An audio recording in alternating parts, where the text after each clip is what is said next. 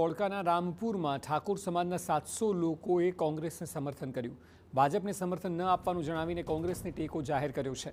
રામપુર ગામે ઠાકોર સમાજ દ્વારા જ થયું હતું કોંગ્રેસ જન આક્રોશ સભાનું આયોજન. ગામમાં સિકોતર માતાના મંદિર બનાવાઈ રહેલી દિવાલ તંત્રએ તોડી પાડી હતી. દિવાલ તોડી પડાતા તંત્ર અને ભાજપ સામે સ્થાનિકોમાં ભયંકર આક્રોશ છે અને કોંગ્રેસ પ્રદેશ પ્રમુખ સાંસદ ગેનીબેનની હાજરીમાં ઠાકોર સમાજે કોંગ્રેસને આ સમર્થન આપ્યું છે. સભામાં અનેક લોકોએ કોંગ્રેસના ખેસ ધારણ કર્યા હતા. રામપુરમાં યોજાયેલ કોંગ્રેસ જન આક્રોશ સભામાં સાંસદ ગેનીબેન ઠાકોર ઉપરાંત કોંગ્રેસ પ્રદેશ પ્રમુખ અમિત ચાવડા, ભરતસિંહ સોલંકી સહિતના નેતાઓ ઉપસ્થિત રહ્યા.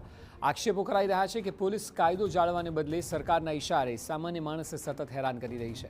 રામપુરમાં જે મંદિર સાથે ઠાકોર સમાજની આટલી આસ્થા જોડાયેલી છે તેની દિવાલ પાડી દીધી અને એટલે લોકોમાં ભયંકર આક્રોશ છે.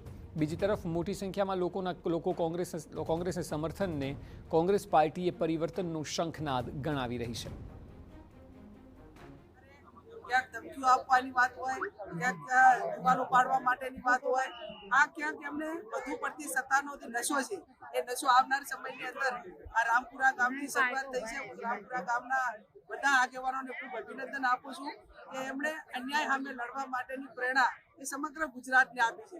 ત્યારે ફરી પણ જે કોંગ્રેસમાં આવ્યા છે એ અમને દિલથી એમનું સ્વાગત કરીએ છીએ. માનું છું કે જેમ જેમ જન આક્રોશ યાત્રા ગુજરાતમાં આગળ વધી રહી છે એમ લોકો ખુલીને પોતાના પ્રશ્નો માટે, સમસ્યા માટે, પોતાના અન્યાય અને અત્યાચાર સામે લડવા માટે ખુલીને બહાર આવી રહ્યા છે. અને આ જન આક્રોશ યાત્રા આવનારા દિવસોમાં 2027માં જે પરિવર્તન થવાનું એનો શંખનાદ આજે જેમ રામપુરામાં થયો એમ ગામે ગામ આખા ગુજરાતમાં શંખનાદ થયો.